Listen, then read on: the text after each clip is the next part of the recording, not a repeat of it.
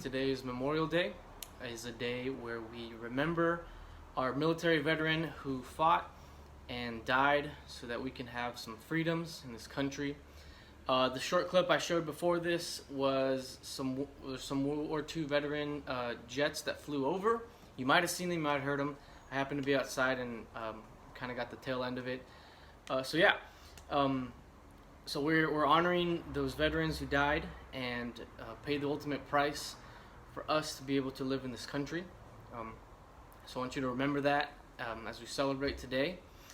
The other thing I want you to remember is that someone else paid an ultimate price for me and you, and that was Jesus Christ. He died on the cross for our sins, and we are able, because of that, we're able to go to heaven. And so we should be always remembering Jesus every single day, right? The way we live, reading our Bibles, just to honor him that way.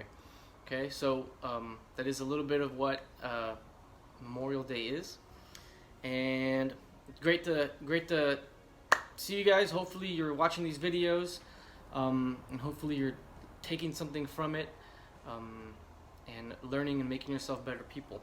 Our Bible lesson for today is going to come from the book of James. We're in chapter 5. This is the last chapter of James, and we're going to read the first 6 verses of chapter 5. So James chapter 5 verses 1 through 6.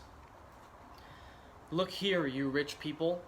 Weep and groan with anguish because of all the terrible troubles ahead of you.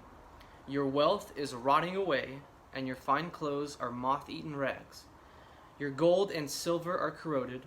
The very wealth you are counting on will eat away your flesh like fire. This corroded treasure you have hoarded will testify you on the day of judgment. For listen, hear the cries of the field workers from whom you have cheated of their pay. The cries of those who harvest your fields have reached the ears of the Lord of heaven's armies. You have spent your years on earth in luxury, satisfying your every desire. You have fattened yourselves for the day of slaughter. You have condemned and killed innocent people who do not resist you. So this is a warning to the rich people that we're reading about, to rich people. And it's not saying that it's bad to be rich. It's not saying that at all.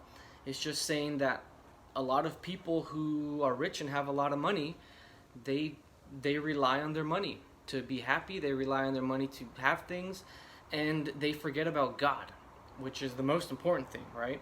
And so it's telling us that all the riches, whether we're rich or not, everything that we have on earth is really for no good, because when we die, we don't keep any of it. And so what it's telling the rich people here is that they shouldn't be treasuring those things as much as they are. They can have all the riches they want on earth, but once they die and they're judged, if they didn't use those riches to glorify God, then they're not going to go to heaven. And so here in the book of James, we are warned that we shouldn't rely on our riches, or we should honor those riches as much as we honor, let's say, God, right? Because in the end, God will judge us according to how we lived, how we used our talents, how we used what we were given, and from there he'll decide if we get to go to heaven or not. The very end, it says, you have spent your years on earth in luxury, satisfying your every desire. Well, yeah, if you have money, you're going to use that money to make yourself happy, right? To fulfill all your desires. But a lot of times, some of those desires aren't the best, and you have to be able to, even if you are rich, you have to be able to avoid that and make good decisions with your money. And so in the book of James here, we're being warned that with everything that we have, all our wealth that we have on earth, it doesn't matter. It really doesn't in the end, because when you die, you don't keep it, and it's all gonna go away, right? Now, how many of you want to be rich? I know I do. Most people want money, but with whatever, when you do have that money, you have to be careful how you use it.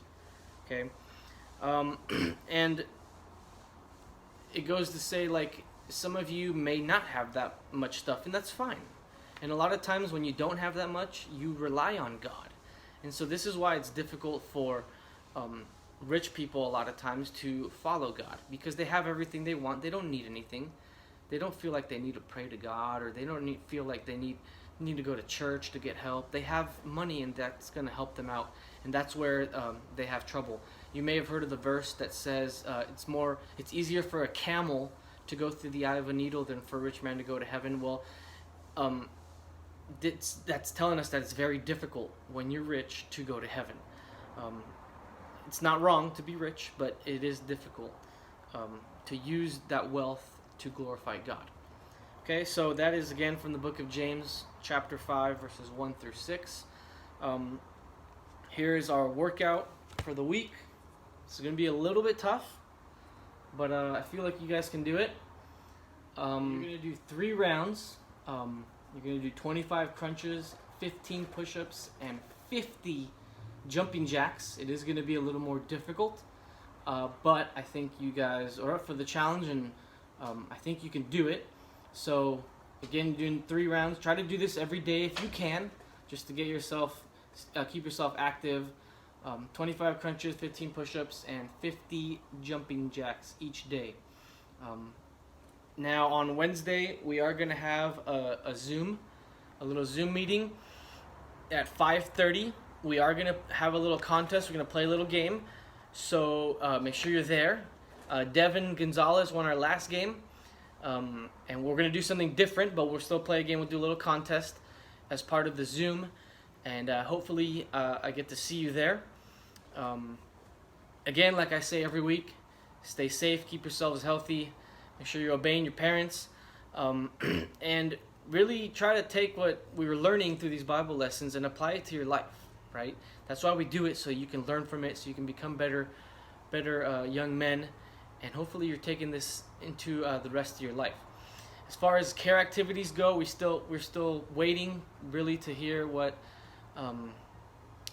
local officials are going to tell us we can do. But again, once we figure out what we're doing, what we can do, we'll let you know. We are still hoping to be able to have a baseball season. It is looking less and less likely the more time goes on, but we're going to do the best we can, and hopefully we can all get together pretty soon. All right, have a great day.